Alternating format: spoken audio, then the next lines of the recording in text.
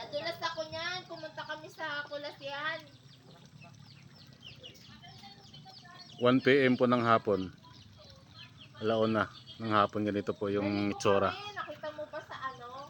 Itsura ng lugar namin. Pag tag-ulan. Yan, puno ng pagso. Yan. Grabe. Meron. Yung langit at saka lupa, nag-abot na oh. Sinend ko sa iyo yung video. Ano? Grabe oh. Reels is like, parang ano, bagyo. Pugs is rails. Parang bagyo.